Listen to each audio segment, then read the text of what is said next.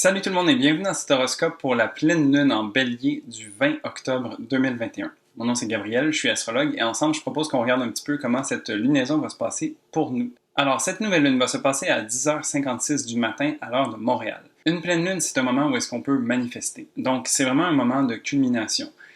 On peut s'imaginer un petit peu comme le soleil qui finit par remonter son énergie et sa lumière va être réfléchi par la lune. Et quand elle est à son paroxysme, ça donne la pleine lune. Et donc, c'est un moment où est-ce qu'il y a aussi une certaine culmination et une fin, d'une certaine manière. Donc, ça peut être aussi vu comme la fin d'un chapitre.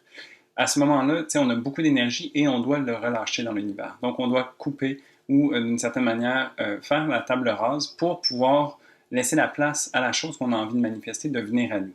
Donc, c'est un petit peu cette idée-là à travers un rituel de pleine lune, par exemple. Cette pleine lune se passe dans le bélier, donc, et est donc maîtrisée par Mars. Mars qui se trouve à être en exil dans le signe de la balance. Un signe d'exil, ce que ça veut dire, c'est que la planète, Mars en l'occurrence, n'est pas très habile pour se déplacer à travers cette énergie-là. Elle aimerait bien mieux se trouver en bélier où est-ce qu'elle peut foncer, elle peut être assertive, elle peut être souveraine d'une certaine manière. Et dans le signe de la balance, Mars, qui a envie d'action et d'avancer, de bouger, a besoin de prendre en considération beaucoup de choses, a besoin de prendre en considération les autres, en fait. Tout le monde est présent, tout le monde a son opinion et tout ça. Et donc, c'est comme si Mars se voyait un petit peu contraint à travers ses relations avec les autres d'agir de son plein gré, de son plein vouloir. Parce qu'il doit toujours faire attention aux autres, d'une certaine manière.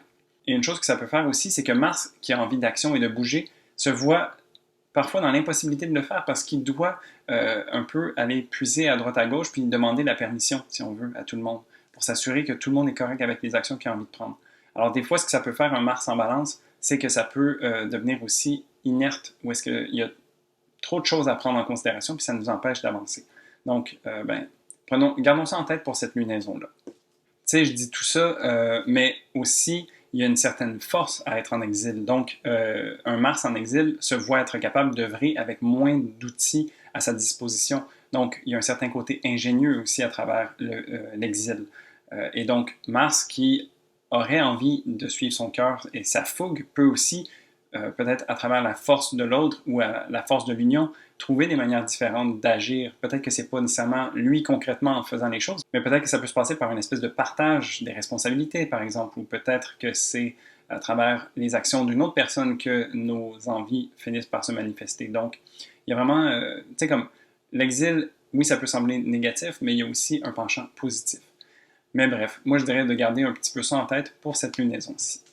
Et donc, si on regarde un petit peu plus en détail cette carte, alors la lunaison se passe à 10h56 heure de Montréal, et puis on a donc cette lune en bélier. Une lune, ça parle de notre monde intérieur, de notre connexion à soi-même, de la manière qu'on vit sa sensibilité, de la manière qu'on s'occupe de soi, qu'on s'occupe des autres et tout ça.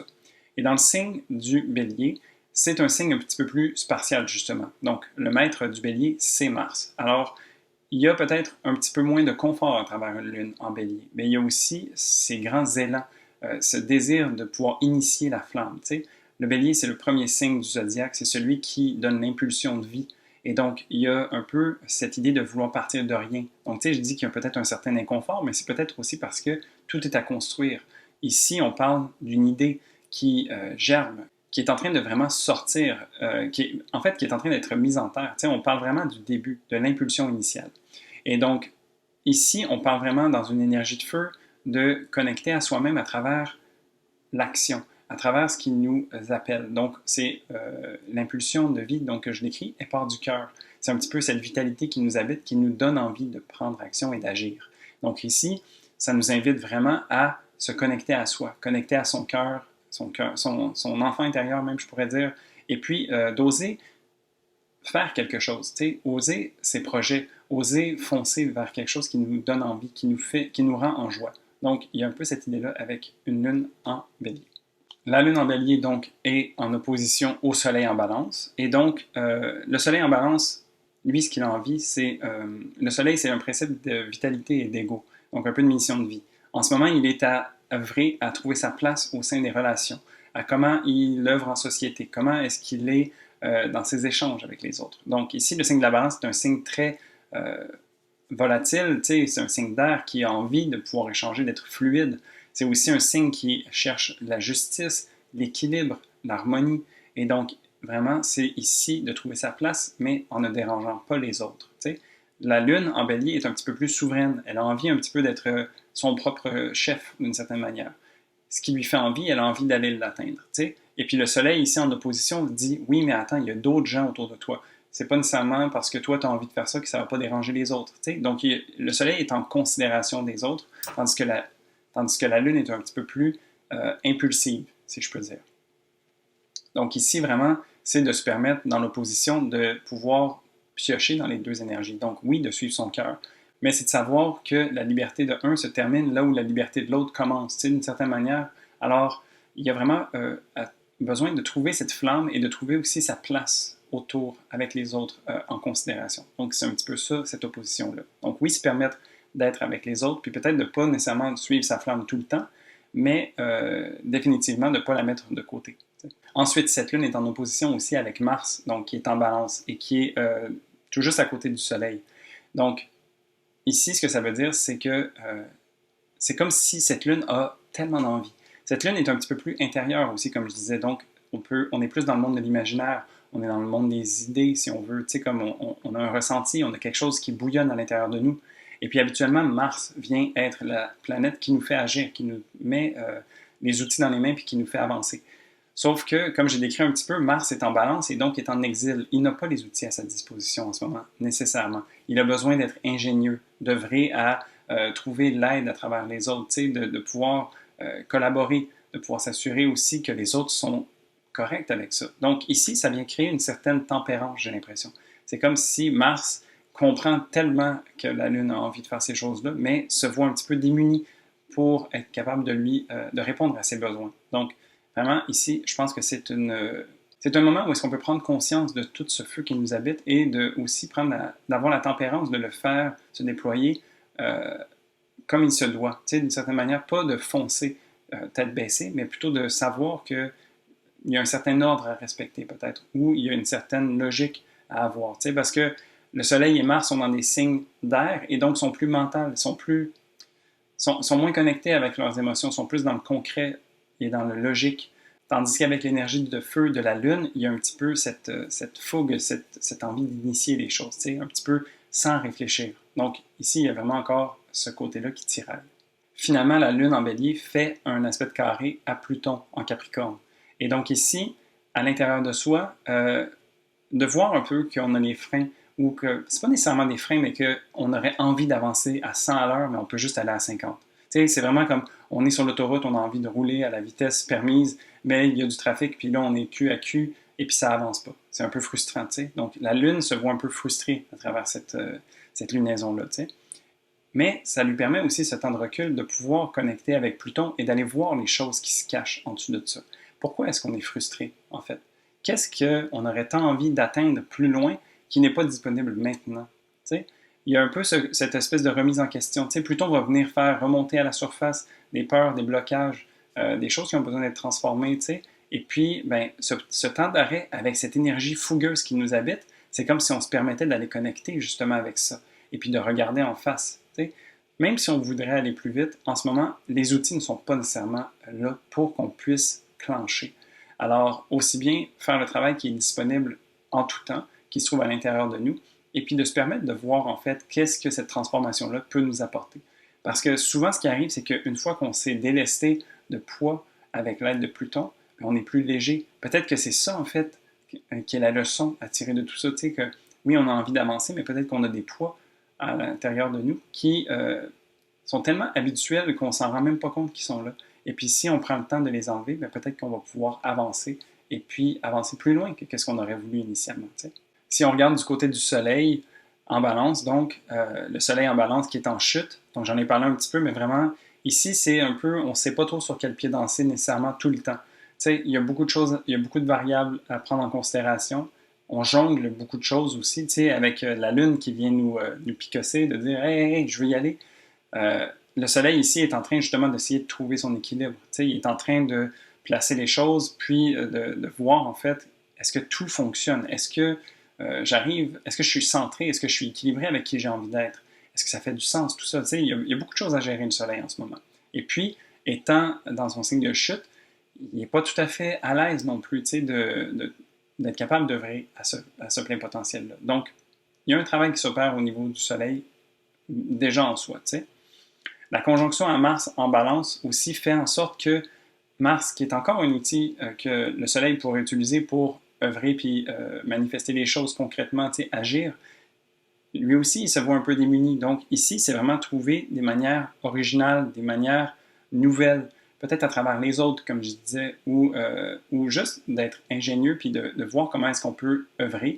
Ben c'est un petit peu ça le travail. C'est vraiment comme on va sortir de cette période-là, j'ai l'impression, avec des outils nouveaux parce qu'on a dû se les créer. On a dû se les créer à partir de rien, d'une certaine manière. Et donc, c'est ici un petit peu le travail qui va être demandé. Le Soleil va aussi rencontrer Pluton en carré. Et puis ici, j'aime à croire que Pluton en Capricorne va venir travailler vraiment en fond. Parce que le Capricorne, c'est une énergie de terre pesante qui est dans le Capricorne, donc il a envie aussi de construire quelque chose. Comme il y a une certaine ambition avec un Pluton en Capricorne, de construire quelque chose qui va perdurer dans le temps, qui va être puissant. Il y a beaucoup d'ambition, bref. Et donc, le carré ici de Pluton va venir, j'ai l'impression, littéralement faire chuter le Soleil, le Soleil qui est déjà en chute, qu'on appelle en balance. Et donc, c'est comme si le carré Pluton allait faire tomber le Soleil en bas de sa chaise, peut-être si on peut utiliser l'image, pour offrir une perspective différente. Des fois, on essaie de faire les choses, puis on essaie de voir un peu à droite, à gauche, qu'est-ce qui peut se passer. Puis, peut-être si on trébuche, ça nous permet justement de voir les choses d'un autre angle de vue, puis d'avoir soit une épiphanie, une idée, une inspiration qui nous vient. Puis c'est comme un petit peu à travers cette adversité-là que j'ai l'impression qu'il y a des choses qui vont pouvoir ressortir. Alors moi, j'ai toujours pour mon dire que Pluton, même s'il vient mettre les choses en face et de manière un peu intense, est toujours là pour nous permettre de nous alléger, de nous transformer, pour qu'on puisse être encore une meilleure version de nous-mêmes.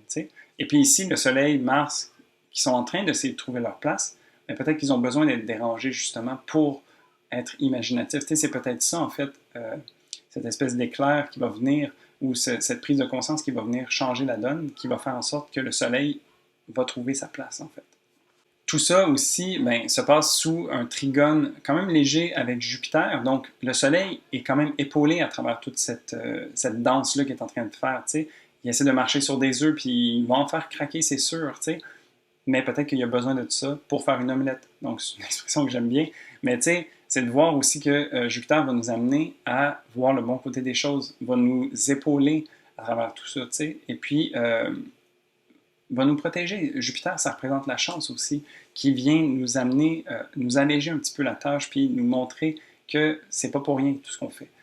Jupiter aussi est redevenu direct depuis quelque temps, alors il y a un peu cette idée d'impulsion, de vouloir bouger les choses, de faire en sorte que ça fonctionne. Donc il y a un bel optimisme à travers un petit peu ce que j'ai décrit qui était peut-être un petit peu plus sombre avec le Soleil, ou plus difficile, mais somme toute, on va ressortir de là plus grand. Ensuite, si on regarde Mars qui est en balance, donc j'en ai parlé un petit peu, mais lui aussi vient avoir un trigone avec Jupiter et vient en avoir un quand même assez fort. Donc, on essaie de trouver vraiment sa place, sa voie, on cherche à trouver des nouveaux outils. Et puis, le Mars aussi va avoir le carré de Pluton. Donc, c'est un petit peu la même danse que le Soleil. C'est pour ça que j'en parlais un petit peu tout en même temps. Mais Mars qui a envie de justement trouver sa place au sein des autres, au sein du groupe, en relation avec les autres. C'est d'être capable d'agir, mais d'agir peut-être pour les autres ou avec les autres en conscience. Donc, il y a une certaine puissance derrière ça. Donc, malgré qu'on est en exil et qu'on ne trouve pas nécessairement tous les outils qu'on a besoin, mais peut-être qu'on arrive à en créer d'autres qui vont nous permettre de pouvoir agir autant de manière seule que de manière groupée. Donc, il y a vraiment comme une certaine évolution, j'ai l'impression, qui nous est proposée avec ça. Sinon, on a Mercure qui est en balance. Donc ici, Mercure qui a terminé depuis quelque temps sa rétrogradation et se remet à bouger vers l'avant. Donc on va revisiter certains aspects qu'on a vus pendant la période de rétrogradation. Ici, pour cette lunaison-là, il y a le trigone avec Saturne en Verseau. Donc on repart sur des bases solides aussi. À un niveau mental, on a fait le chemin inverse pour venir découvrir les choses, pour venir revisiter, revoir, réinventer comment on voit les choses. Et puis, à partir de ce point-là, on est en train de reconstruire d'une certaine manière tout ce qu'on a déconstruit ou qu'on s'est permis de voir différemment. Donc ici, le trigone est un aspect qui est positif, qui est épaulant, et puis Saturne qui construit un petit peu cette nouveauté qu'on est en train de collectivement générer. fait en sorte que ça fait du sens, qu'on est capable de voir et de comprendre qu'est-ce qu'on est en train de faire, pourquoi on le fait. Donc ici, il y a un bel aspect qui s'opère. Et puis, donc, pour terminer rapidement, on a Vénus aussi qui est en Sagittaire, qui ne fait pas vraiment d'aspect à rien pendant cette lunaison-là. Sauf que Vénus est la maître du Soleil, de Mars et de Mercure, qui sont tous dans son signe de la Balance. Alors, on peut s'imaginer un peu que tous ces astres-là qui sont en train de trouver leur place et qui sont en train d'œuvrer à être très social et tout ça, bien, sont dirigés par une Vénus qui est en Sagittaire et qui a un peu les idées ailleurs, qui a envie d'élargir ses horizons un petit peu. T'sais, on a fait un gros travail pendant que Vénus était en Scorpion, intérieur profond, parce qu'on allait toucher aux sensibilités, aux émotions et tout ça. Et puis maintenant que Vénus est rendue en Sagittaire, on a envie de sortir dehors, de suivre un petit peu son cœur, avoir une certaine légèreté, tu sais. Donc, c'est comme si c'était pas nécessairement un abandon, je dirais pas ça nécessairement, mais c'est comme si Vénus est en train de dire, bon, c'est cool les gars, vous êtes en train d'apprendre un petit peu comment naviguer à travers votre signe d'exil et de chute. Moi, pendant ce temps-là, je vais aller me ressourcer, puiser certaines nouveautés, aller vraiment à l'extérieur pour pouvoir ramener éventuellement à l'intérieur et aider un petit peu la transition. Donc, c'est comme si Vénus agissait en tant qu'avant-garde et qu'elle allait un peu sur le front en avant pour prendre des informations et se ressourcer pour éventuellement aider à la transition dans ces différents signes qui vont continuer d'avancer. Et donc voilà, ça fait le tour de la pleine lune. Quand même beaucoup de tiraillements, je dirais, parce que la lune est un petit peu toute seule à vouloir vraiment suivre son cœur et sa fougue, et elle est face à beaucoup d'insécurité ou de planètes qui ne sont pas nécessairement dans leurs signes les plus aisés. Alors, il y a un petit peu ce désir bouillonnant à l'intérieur de faire quelque chose, mais c'est comme si ça nous esquivait ça nous sortait des doigts, on n'y arrivait pas nécessairement. Donc, je dirais quand même de se permettre de reconnaître son feu à l'intérieur de soi et savoir que toutes les choses qu'on va vouloir entamer vont peut-être prendre un petit peu plus de temps. Cette lunaison aussi, donc, nous amène à manifester, puis peut-être que ça peut être dans ce sens-là, de manifester aussi, de trouver, de reconnecter avec son feu intérieur, de voir comment est-ce que, à travers l'adversité, parfois on peut continuer d'avancer. Donc, ça peut être ce genre de choses-là. C'est comme une manifestation de l'envie par rapport aux capacités. Et donc, voir un peu avec quoi est-ce qu'on se laisse arrêter en général, comment est-ce qu'on pourrait peut-être se permettre d'oser davantage, ou d'oser malgré l'imperfection, oser malgré qu'il y a une certaine adversité, puis qu'il y a une certaine difficulté qui se font rencontrer. Et donc, vraiment, c'est un peu cette invitation-là, je crois, que cette lunaison nous offre. Et puis voilà, j'aimerais vraiment ça en commentaire si tu pouvais me dire qu'est-ce que toi t'aimerais manifester en fait. Comment est-ce que ça t'inspire cette lunaison-là? Est-ce que tu la trouves, est-ce que tu l'appréhendes ou est-ce que tu as hâte? J'aimerais vraiment ça échanger avec toi. Et puis sinon, ben, tu peux donner un pouce à cette vidéo et puis t'inscrire à la chaîne. Et puis sinon, moi je te dis à dans 15 jours pour la prochaine lunaison. Salut!